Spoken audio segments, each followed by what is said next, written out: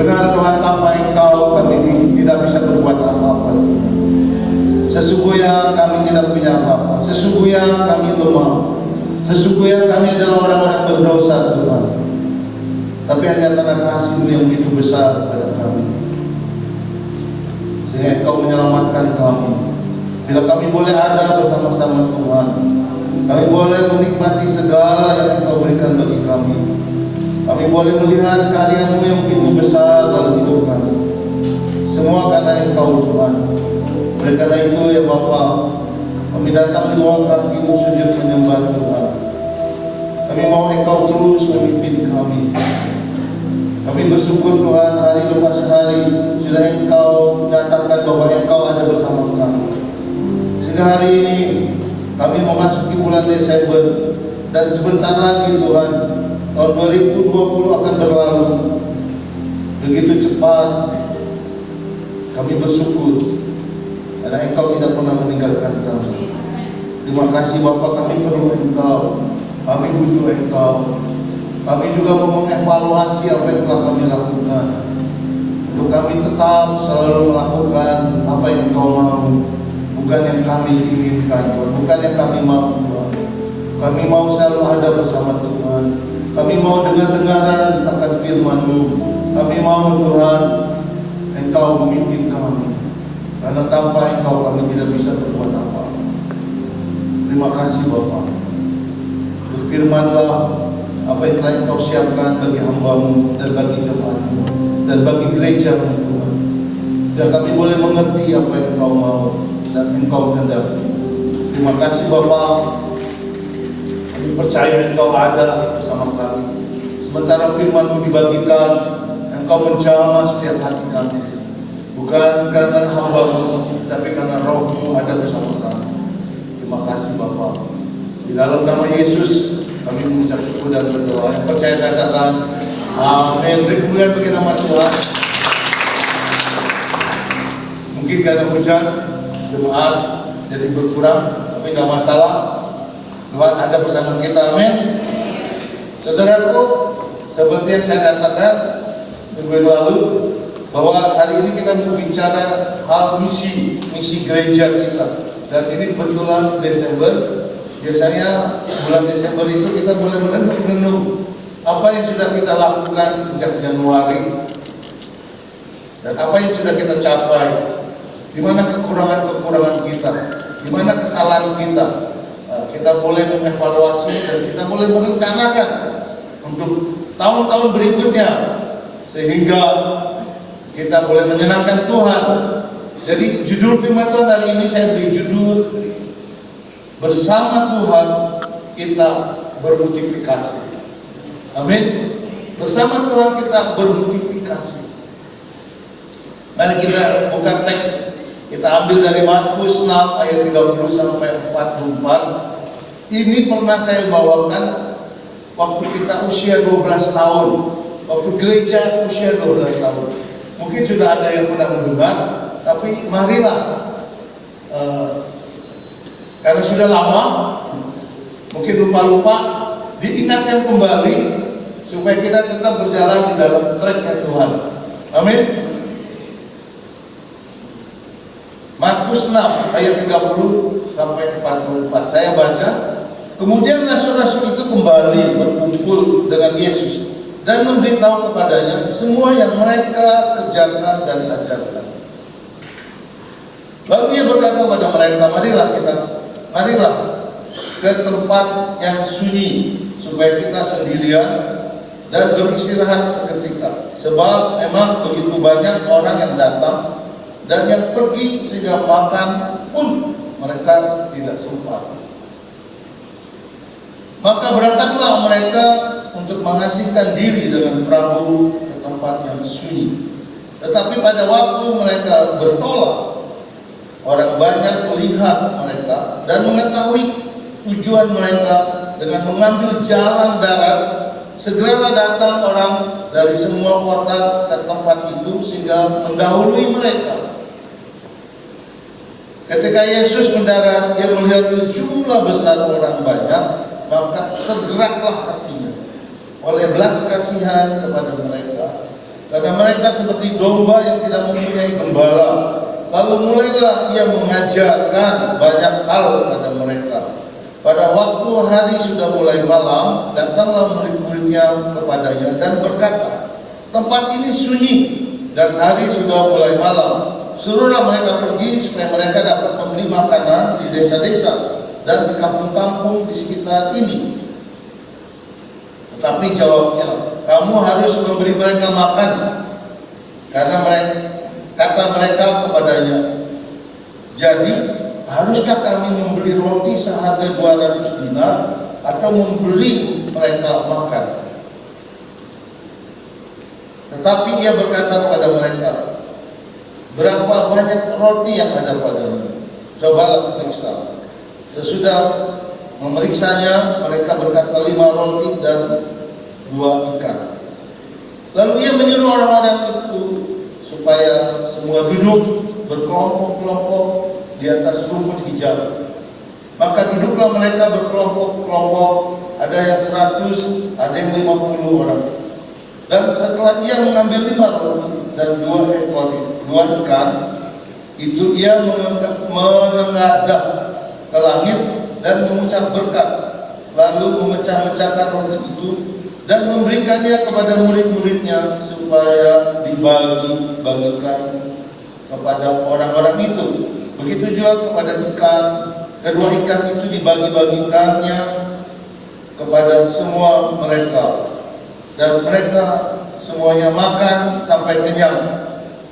Kemudian orang mengumpulkan potongan-potongan roti 12 bakul penuh, selain daripada sisa-sisa ikan.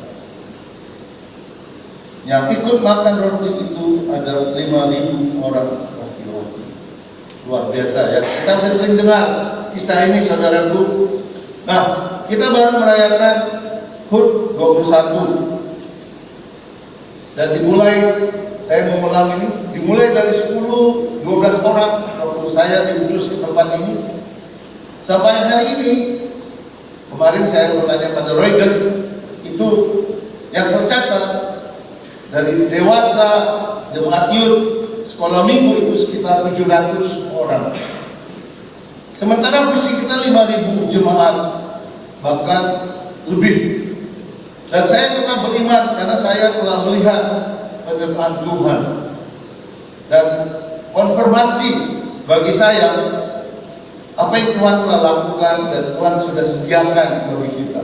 Termasuk gedung ini, tanah di depan, tanah di samping sana, semua itu sudah disediakan oleh Tuhan. Minggu yang lalu saya sangat bersyukur karena Pastor Manson minggu yang lalu bicara mengenai terminologi visi CBN, sehingga kita semakin jelas secara teologinya.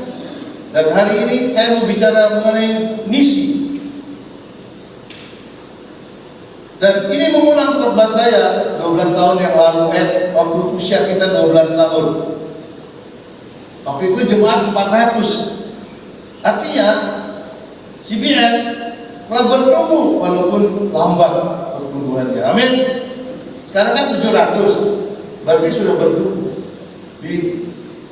Kalau diingat 21 tahun yang lalu hanya 12 orang. Tapi sekarang 700. Berarti kita tetap telah bermultiplikasi tanpa kita sadari. Amin. Nah, GPPK CBN telah bermultiplikasi walaupun tidak secara signifikan. Dan kita tetap harus menjaga pertumbuhan tersebut, apa yang Tuhan mau kita lakukan. Dan ini menjadi misi kita. Kalau visi kita sudah tahu, kita tujuannya adalah 5.000. Apa yang harus kita lakukan? Itu kan misinya kan. Nah, coba saya minta dikeluarkan misinya CBN. Ada nggak di multimedia misinya CBN?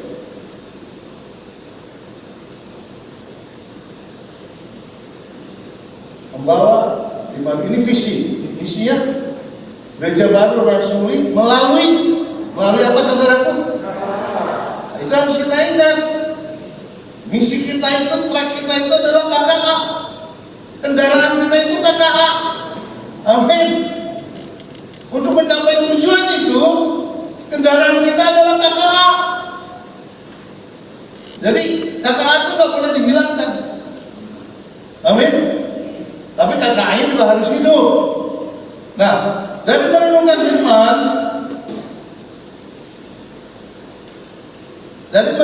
firman, yang tadi kita baca, waktu itu saya ingat sekali, saya masih di Australia. Saya mendapat misi ini melalui KKA. Nah, coba kita mau membahas melalui firman tadi hal-hal yang harus kita lakukan. Yang pertama kita harus menyamakan pandangan kita seperti apa yang Tuhan pandang. Amin. Kita harus menyamakan apa yang Tuhan lihat seperti, maksud saya, apa yang Tuhan lihat itulah yang harus kita juga lihat. Nah, kita baca di ayat 34.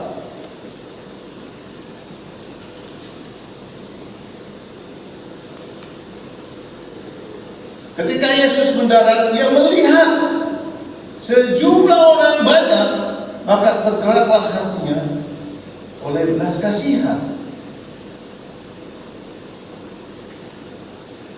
Karena mereka seperti domba yang tidak mempunyai gembala.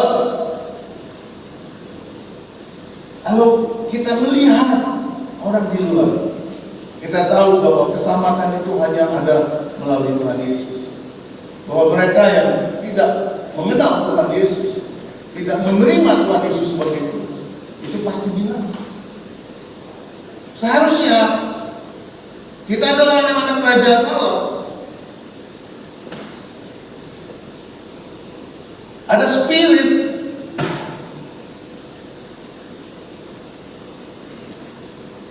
Allah di dalam hati kita. Ada amin. Ada tetesan darah Allah di dalam kita. Kita juga harusnya mempunyai hati yang sama seperti Yesus, berbelas kasihan kepada mereka.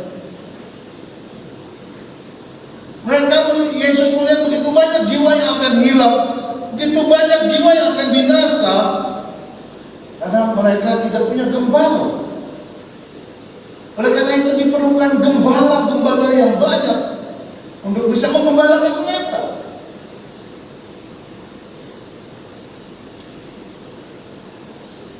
Kalau ada kasih di dalam hati kita, kasih Kristus. Di Yohanes dikatakan, kalau kita tidak mengenal kasih dan kita tidak ada kasih Kristus dalam hati kita, berarti kita bukan anak Allah. Ada amin. Kita perlu kasih itu di dalam hati kita. Mungkin tetangga kita belum terima Yesus, mungkin malah teman baik kita, mungkin malah keluarga kita, saudara kita. Kita tetap harus berusaha untuk memberitakan Injil kepada mereka. Apa yang diperbuat Yesus? Yesus mulai mengajak. Kenapa mereka binasa? Karena mereka tidak tahu. Mereka perlu diajar. Amin. Tuhan mencari, dikatakan begitu, menguning pelayan, tapi pekerjaannya sedikit. Tuhan sekarang sedang mencari pekerja yang mau bekerja. Yang kedua, apa yang diceritakan di kisah ini? Kita lihat dari ayat 35. Pada waktu hari sudah mulai malam, dikatakan hari itu sudah mulai malam. Datang murid-murid berkata, tempat ini sangat sunyi karena hari sudah mulai malam. Hari sudah mulai malam berarti bahwa kita harus kerja lebih keras. Karena hari sudah malam, berarti bahwa waktunya untuk bekerja tinggal sedikit. Ada amin? Hari sudah mulai malam, berarti kedatangan Tuhan sudah semakin dekat. Nggak ada waktu lagi untuk kita untuk berlambat-lambat sebenarnya. Kita harus memberitakan Injil kepada siapapun yang kita ketemu. Itu harus ada tertanam dalam hati kita. Pemberitaan Injil bukan hanya milik daripada gereja atau milik pastori. Pemberitaan Injil adalah milik kita semua sebagai anak-anaknya. Yang Tuhan kehendaki bukan hanya memberitakan Injil saja, tetapi Tuhan mau kita juga mengajar. Kita care kepada mereka. Kita ajar mereka, merawat mereka untuk menjadikan mereka dewasa. Itu kan tugas gembala. Tuhan sedang mencari gembala-gembala. Di Petrus dikatakan, waktu Tuhan bertemu dengan Petrus, gembalakan domba-domba. Apa yang Tuhan minta? Tuhan minta Petrus memberi makan. Tuhan minta Petrus mengajar supaya mereka bertumbuh menjadi dewasa. Jemaat Tuhan yang saya kasihi, kita sudah sering mendengar bahwa kita harus berbuah. Buah kita bukan hanya karakter kita berbuah-buah, tetapi Tuhan mau kita juga berbuah-buah jiwa. Karena itulah tujuan Tuhan datang ke dunia. Karena begitu besar kasih Allah pada manusia sehingga Dia berikan anaknya yang tunggal, supaya barang siapa yang percaya kepada Dia tidak binasa. Berarti yang tidak percaya akan binasa. Sebenarnya Yesus datang bukan untuk mendirikan agama. Yesus datang untuk memulihkan hubungan manusia dengan Allah yang terputus karena dosa. Jadi kita harus mengajar mereka, mengajar orang-orang, mengajar jemaat untuk punya satu hubungan yang intim, yang akrab dengan Tuhan. Sehingga tujuan hidup mereka tidak lagi untuk diri sendiri, tetapi tujuan hidup mereka diubah oleh Roh Kudus dan mulai mengikuti apa yang Roh mau. Bukankah firman berkata, bila engkau dipimpin Roh, maka engkau akan hidup. Tapi bila kita dipimpin oleh daging, kita akan mati. Dan Tuhan berkata, apa yang cuma-cuma engkau dapat, keselamatan yang engkau dapat itu cuma-cuma. Oleh karena kasih karunia, berikan juga cuma-cuma. Ada amin. Roti di sini dikatakan mereka akhirnya diberi makan roti. Itu bicara firman Tuhan. Bukan hanya dengan roti kamu boleh kenyang, tapi oleh kebenaran firman Tuhan. Jemaat Tuhan yang saya kasih, mungkin saudara berpikir saya tidak punya firman untuk dibagikan, hanya sedikit. Kalau kita lihat cerita konteks ini, 5.000 jiwa begitu banyak, tetapi hanya ada satu orang anak kecil yang memberikan roti. Hanya 2 ekor ikan dengan 5 ketul roti. Bicara firman yang dibagikan hanya sedikit. Tetapi waktu di tangan Tuhan diberikan dengan tulus hati, Tuhan mampukan firman itu bermultiplikasi. Roti itu bisa membuat 5.000 jiwa bersama kami. Amin. Mungkin saudara berpikir saudara tidak punya karunia untuk memberitakan Injil.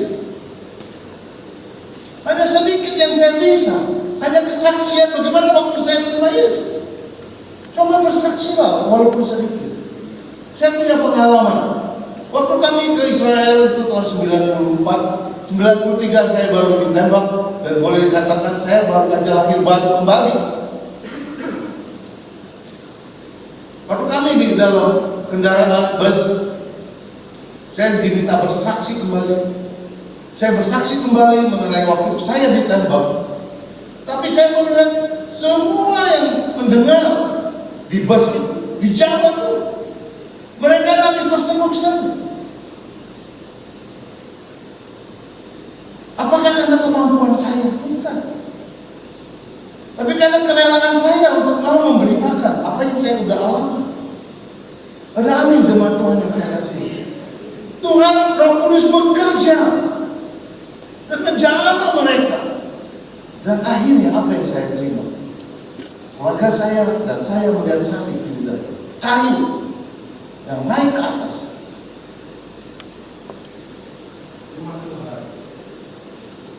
Kita semua dipanggil untuk menjadi saksi Kristus. Ini adalah misi kita. Amin. Amin. Seperti Yesus mengajar. Yang ketiga, kita juga harus mengajar. Bukan harus kita menantang mereka terus kita tinggal. Tapi kita juga harus care. Sampai hari ini saya masih membagikan firman. Ingat, saya udah mungkin 2 tahun saya bagikan setiap hari. Sebagai manusia, saya harus bangun pagi, capek. Kadang-kadang kalau saya bangun terlambat dikit, sudah banyak yang WA saya, Pak, gimana belum? Bapak sakit ya? Macam-macam pertanyaannya. Tapi karena spirit itu, karena Roh Kudus. Amin. Amin jemaat Tuhan. Ini loh yang saya mau saudara menangkap ini. DNA-nya ini loh saudara tangkap, spiritnya ini loh. Kalau saudara melihat kehidupan saya yang diberkati bukan karena saya pintar, bukan saya hebat, tetapi karena Tuhan menyertai saya. Amin. Jadi yang ketiga, kita harus mengajar. Dikatakan di ayat 34 saya, lalu mulailah ia mengajar banyak hal kepada mereka. Cerita Yesus, berita agung dia, ajarlah seperti apa yang telah kuajar. Jadikan mereka murid. Yesus bukan mendirikan agama sekali lagi. Yesus tidak mencari pengikut. Yesus mencari murid. Amin.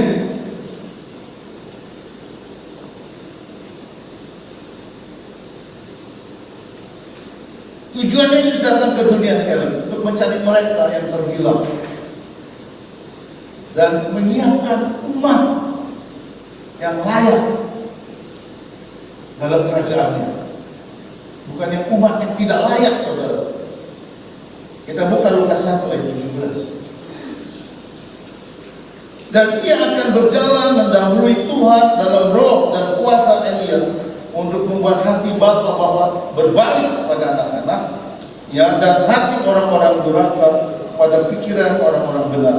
Dan demikian menyiapkan bagi Tuhan suatu umat yang layak bagi. Umat boleh banyak, tapi apakah mereka layak di hadapan Tuhan? Pengikut boleh banyak, tapi apakah mereka murid daripada Tuhan? Sekali lagi, Tuhan mencari murid.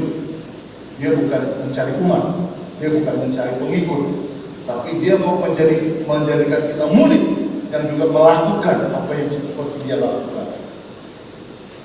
Lukas 19 ayat 10. Dikatakan, sebab anak manusia datang untuk mencari dan menyelamatkan yang hilang. Ini harus menjadi visi kita. Ini harus menjadi di hati kita. DNA kita adalah mencari mereka yang hilang. Jemaat Tuhan yang saya kasih, saya bersyukur Tuhan sudah menyediakan buku-buku, dan walaupun sangat sederhana, mengajar, saya pikir cukup baik untuk supaya jemaat boleh masuk ke kelas-kelas dan dibina. Dan setelah itu, saya berharap semua terlibat di dalam KKA. Kenapa harus terlibat dalam KKA? Kita lihat ayat 39 sampai 40, coba dikeluarkan. Lalu dia menyuruh orang-orang itu supaya semua duduk berkelompok-kelompok di atas rumput hijau. Ayat 40-nya. Maka duduklah mereka berkelompok-kelompok, ada yang 100, ada yang 50 orang. Jadi dari 5.000 orang, Tuhan mau buat di kelompok-kelompok.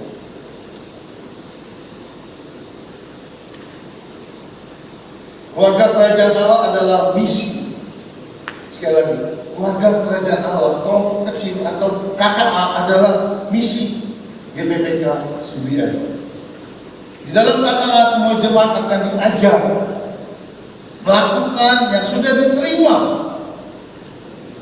dari pengajaran, baik di kelas pembinaan maupun dari khotbah-khotbah di ibadah raya seperti hari ini. Beberapa waktu yang lalu Tuhan ingatkan saya sempat telepon Pak Mansen tolong pengajaran kita dimulai lagi karena masa pandemi ini iblis juga bekerja untuk kita. Tidak ada lagi KKA dan tidak ada lagi pengajaran, tapi saya bilang pengajaran kita harus tetap ada. Gereja yang hidup harus mengajar jemaatnya. Amin. Nah, dalam KKA semua jemaat harus mengerti apa karunianya, apa yang dia miliki masing-masing, dan bagaimana mengembangkan karunia. Ya kalau kita lihat contoh yang anak kecil itu, dia hanya punya 2 ekor ikan dan 5 ketur roti, tapi dia mau menyenangkan kepada Yesus. Dan waktu Yesus berdoa memberkati 5.000 orang, mungkin saudara hanya punya sedikit firman, nggak ada arti. Tetapi kalau saudara dengan tulus membagikan, saudara akan melihat mereka di jalan. Waktu pertama Tuhan suruh saya datang ke Cibinong dan mengajar, saya nggak pernah mengajar semua Tuhan yang saya kasih. Bahkan saya nggak pernah sekolah teologi. Saya sebelum pernah sekolah teologi, cuma beberapa bulan aja saya langsung di sekolah. Karena kan datang. Karena saya orang bisnis. Datang seminggu sekali, bonusnya 10 minggu. Akhirnya saya berhenti lagi. Jadi anak kecil itu hanya punya karunia sedikit, tapi waktu dia serahkan, dia bagikan di kelompoknya pada Yesus, Tuhan memberkati. Amin. Jadi jangan takut. Mungkin saudara punya hanya bisa main gitar, mungkin saudara hanya bisa memuji, mungkin Pak saya cuma bisa doanya cuma doa makan lagi. Gak apa-apa, ikut di KKA dan terlibat. Amin. Saudara lihat, saudara akan berkembang. Waktu saya mulai, saya nggak mampu apa-apa, tapi semakin hari Tuhan tambahkan. Bahkan yang saya bingung, saya sering cerita sama istri saya juga. Kadang-kadang kesibukan saya membuat saya tidak tahu besok itu semua di mana. Tapi Roh Kudus itu mengingatkan saya. Kadang-kadang di mobil kita dengar ada khotbah pendeta lain, oh dapat sedikit. Ada orang lain ngomong, dapat saya. Kemarin istri saya ngomong, saya dapat. Jadi Tuhan bisa pakai berbagai-bagai cara untuk menambah-nambahkan pengetahuan kita tentang firman. Amin. Dan kadang-kala biasanya malam atau pagi saya habis berdoa, saya diam. Sepertinya Tuhan di depan saya, dia khotbahin saya. Roh Kudus tidak pernah mengecewakan orang yang mau diutus. Dia tidak pernah disebutnya. Kalau kita diutus, pasti dia urapi kita, pasti dia sertai kita. Amin. Apalagi ini kita bawa misinya dia. Nah kita lanjutkan. Roma 12 ayat 5 sampai 8. Saya baca. Demikian juga kita, walaupun banyak, adalah satu tubuh dalam Kristus, tapi kita masing-masing adalah anggota yang seorang terhadap yang lain. Demikian kita mempunyai karunia yang berlain-lainan menurut kasih karunia yang dianugerahkan kepada kita. Jika karunia itu adalah untuk berbuat, baiklah dia melakukannya sesuai dengan iman kita. Jika karunia itu melayani, baiklah ia melayani. Jika karunia itu mengajar, baiklah dia mengajar. Nah, di dalam KKA saya melihat kita terpelihara, bahkan banyak jemaat yang bertumbuh di dalam KKA. Kenapa? Karena saya melihat ada api Roh Kudus. Mereka menyala-nyala. Tuhan akan hadir di dalam KKA. Setiap pertemuan KKA, saya berharap semua anggota mempunyai kerinduan untuk melayani Tuhan, punya kerinduan untuk berjumpa dengan Tuhan, mempunyai kerinduan untuk mujizat terjadi. Kalau KKA memiliki kerinduan itu dan mengasihi Tuhan dengan sungguh-sungguh, saya sangat percaya akan terjadi mujizat, akan banyak mujizat terjadi. Amin. Yang keempat, kalau kita lihat dari cerita tadi, kapan mujizat itu terjadi? 2 roti 5. 2 ekor ikan, 5 ketur roti, bermultiplikasi menjadi 5.000 orang bisa makan. Mujizat terjadi setelah mereka duduk berkelompok. Amin. Perhatikan, jadi yang keempat adalah mujizat terjadi setelah mereka duduk berkelompok. Banyak mujizat terjadi saat jemaat bersatu hati. Waktu mereka merendahkan diri, duduk itu bicara semua kita merendahkan diri. Dalam KKA jemaat bisa belajar saling berbagi, saling melayani satu dengan yang lain. Walaupun karunia mungkin hanya sedikit dan mungkin tidak berarti, tetapi waktu dibagikan, diberikan kepada Yesus, Yesus sanggup membuat mujizat. Multiplikasi jiwa-jiwa akan terjadi melalui kelompok kecil yang mau memberikan karunia yang masing-masing, walaupun sepertinya tidak berarti, tetapi memberikannya kepada Yesus dengan rela, dengan tulus, bukan ada embel-embel motivasi, tapi dengan tulus. Akan terjadi multiplikasi karunia disertai dengan multiplikasi jemaat. Inilah misi kita yang harus kita kerjakan dan harus kita pertahankan. Amin. Herodes harusnya ambil paling gede, di mana Herodes? Amin. Nah, saya melihat selama ini kita boleh merenungkan, saya bilang, apa yang kita lakukan. Amin. Pemusik harus bermultiplikasi pemusik. Ada amin. Pemuji harus bermultiplikasi pemuji. Kalau sekarang pemuji makin hari makin kurang, berarti pemujinya nggak hidup. Kalau sel kita nggak hidup, berarti kita mati. Amin. KKA harus bermultiplikasi KKA. Domba harus bermultiplikasi domba. Nggak ada gembala lahirkan domba. Gembala harus bermultiplikasi gembala.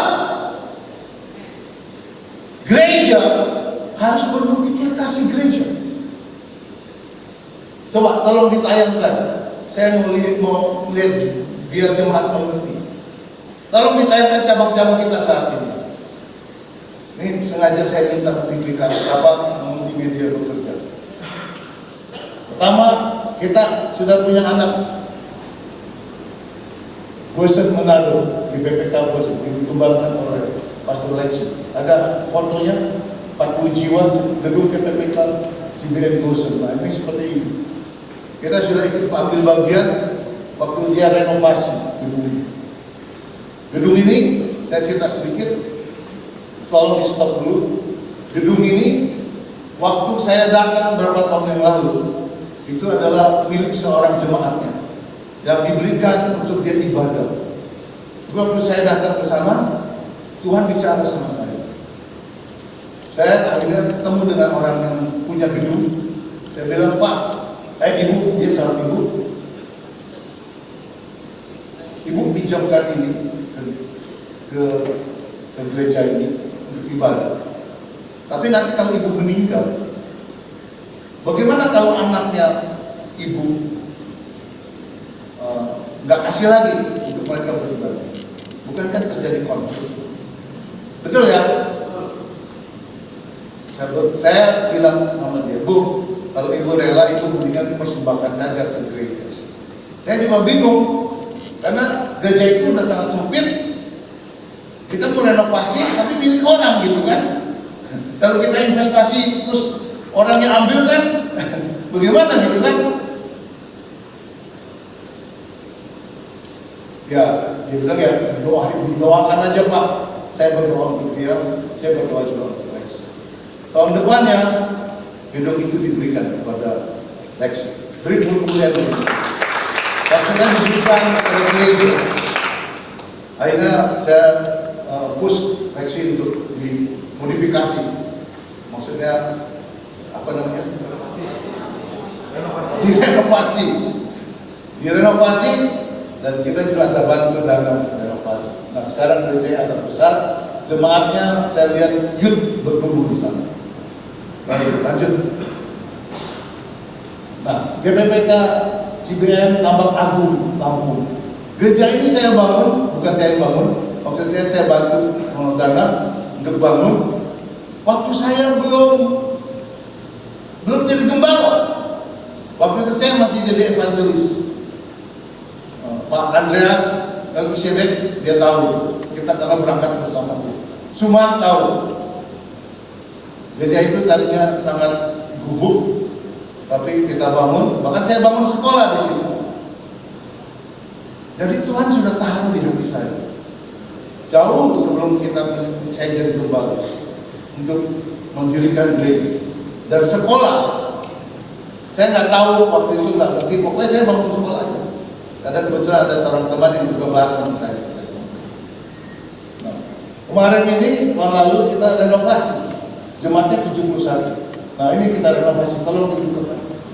Kita renovasi pastoralnya. Mana udah berapa tahun yang lalu, mungkin lebih dari 20 tahun yang lalu. Udah sangat nggak enak pastoralnya. Kita renovasi. Mungkin ada foto renovasi, nah itu kita renovasi. Gereja sudah melahirkan gereja, teman-teman yang saya kasih. Amin. Amin. Nah, terus kita lihat Sidi Kalang. Nah ini CBN Sidi Kalang, Anugerah Sidi Kalang. Nah Sidi Kalang ini waktu saya ketemu Pak Sulkarman, saya jadi waktu itu jadi ketua sinode, di mana dia lagi dijolimi oleh gereja yang lain. Dan saya diambil, dan akhirnya Pak Karman ini saya lihat sangat berapi-api. Dia tetap mengajar, dia tetap datang ke rumah jemaat, dan jemaat yang datang hanya beberapa orang, mungkin 10-20 orang. Dan ada jemaat yang waktu itu hujan, terus dia pakai daun pisang. Ada 3-4 orang pakai daun pisang, hujan-hujanan datang ibadah. Saya nangis di sini, melihat betapa hati yang haus untuk ketemu dengan Tuhan. Dan akhirnya saya berdoa di situ, Tuhan, kalau Engkau izinkan, saya mampu berikan dia satu gedung gereja. Akhirnya karena waktu itu saya ketua sinode, saya ngajak Hongki, mau nggak Hongki? Kita bangun yuk gereja di sana. Hongki itu sama saya SO. Pastor Hongki kan saudara kenal ya. Terus waktu itu ada bendahara di GPPK, Agus Sutopo. Yuk kita join tuh. Saya keluar 50 juta. Dia 50 juta juga, Hongki 100 juta. 200 juta jadi gereja. Ini gereja. Tapi berapa 2 tahun atau 3 tahun yang lalu saya pernah ke sana. Tuhan suruh saya renovasi untuk bangun sekolah. Udah ada sekolahnya, coba kita lihat, ada nggak gedung sekolah? Jadi akhirnya kami renovasi sekolahnya, jadi sekolah. Sekarang sudah ada murid-murid di sana. Nah, ini murid-muridnya. Beri kemuliaan bagi nama Tuhan.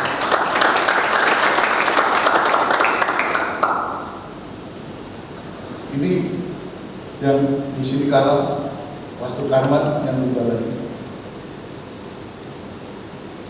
Tahun kemarin di Desember, waktu itu saya malu udah bilang saya nggak ke sini kalah lagi karena udah jauh ya, dari Medan itu 7-8 jam, capek. Karena saya udah usia, saya bilang saya mungkin nggak ke sini kalah lagi. Tapi tahun lalu pas Desember seperti ini, Tuhan dorong saya waktu saya bangun pagi, kamu harus ke sini kalah. Akhirnya saya ke sini kalah, saya ketemu Pastor Monte, dia siapin tanah untuk gereja. Roh Kudus langsung bicara sama saya, kamu harus bangun. Saya bilang karena Tuhan yang suruh, saya mau. Kita perlihatkan desanya apa? Silumboya. Saya lupa nama desanya. Sebagai kasih karunia Silumboya. Tolong melihatkan itu saya. Ini kita bangun. Bisa. Dan kemarin saya dapat foto yang lebih update, itu dia sedang cek depannya. Tanggal 18 saya dengan Pastor Monsen akan ke sana, akan kita tasbihkan. Gereja harus memajukan gereja. Amin. Tapi Tuhan suruh bukan hanya gedung gereja, Tuhan suruh sekolah. Kenapa? Kita disuruh mengajar. Tuhan mungkin diajar. Amin. Jemaat Tuhan yang saya kasih, mungkin semakin hari bangun gereja itu makin sulit. Kalau saudara bangun gereja pasti banyak halangan. Tapi kalau saudara bangun sekolah, nggak ada yang menghalangi. Tapi kita ada roh. Amin. Itu yang Tuhan tanam di hati saya. Jadi kita sebenarnya sudah berjalan, ya, supaya saya berikan ini bukan untuk sombong-sombong. Maksudnya supaya kita beriman. Iman kita harus semakin bertumbuh.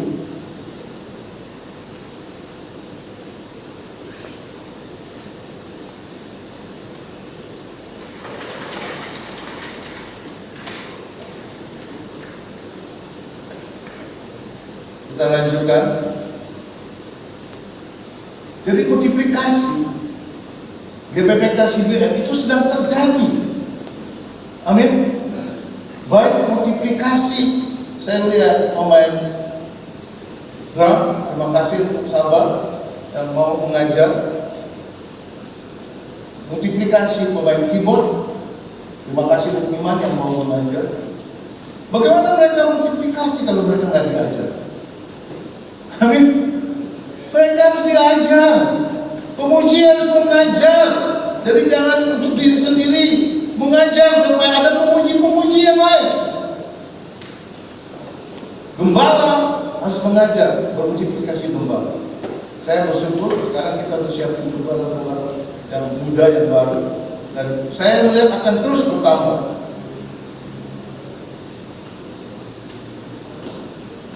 Saudaraku, yang lebih penting bahwa di dalam KKA kita semua akan diselamatkan dan dipelihara.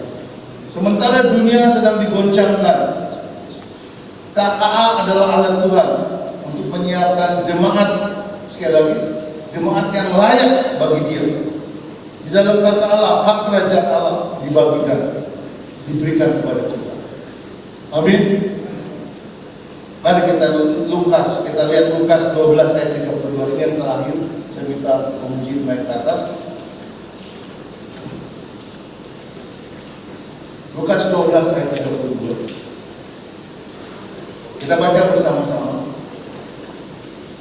Kita bagi berdiri. Kita baca bersama-sama Lukas 32. Lukas 12 ayat 32. Mari kita baca bersama-sama. Ayo kita semua memuji juga baca.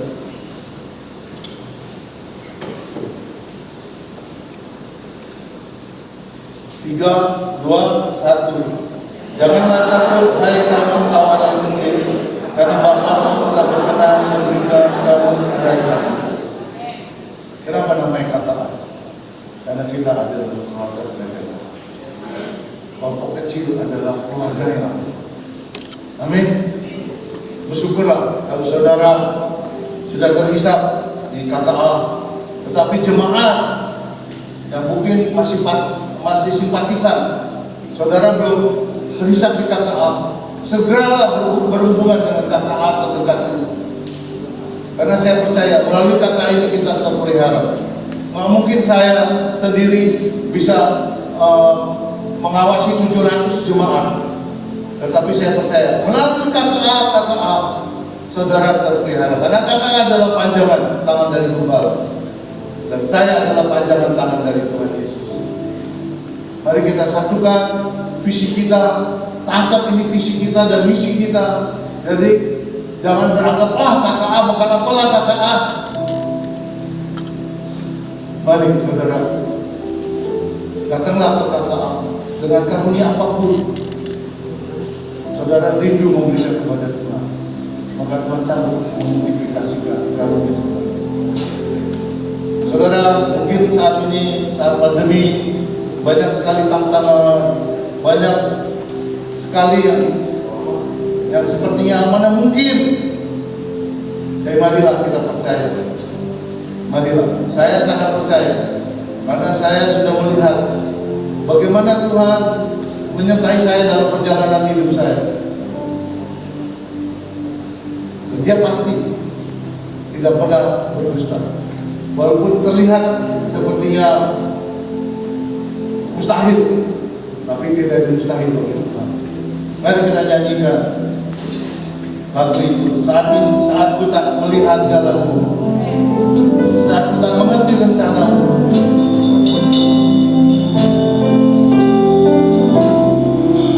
Terima kasih Tuhan.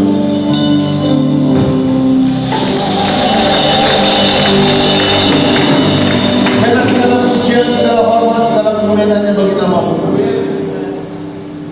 Tuhan. Biarlah kami memuji memuliakan Engkau senantiasa. Jadikan kami jemaat yang memuji, jadikan kami jemaat yang menyembah Tuhan. Di mana kami berada, kami mau Engkau berada. Di mana Engkau berada, kami juga mau kami berada. Kami mau bersatu dengan Tuhan. Kami mau dipimpin oleh Tuhan. Oleh karena itu Tuhan, jauhkan segala yang jahat dari kami, jauhkan segala yang buruk dari kami. Ajar kami senantiasa rindu hadirat Tuhan. Terima kasih Tuhan. Terima kasih Tuhan. Anak-anak Tuhan angkatkan tangan. Terimalah berkat dari Bapa di surga. Di rumah Engkau diberkati, luar rumah Engkau diberkati. Dimanapun Engkau berada, berkat Allah senantiasa menyertai. Terimalah cinta kasih Yesus Kristus, penyertaan Tuhan kuasa, urapan dan perlindungan dari Roh Kudus. Sampai Maranatha kita semua diangkat menjadi mempelai Kristus. Saya percaya katakan amin. Selamat hari Minggu, Tuhan Yesus memberkati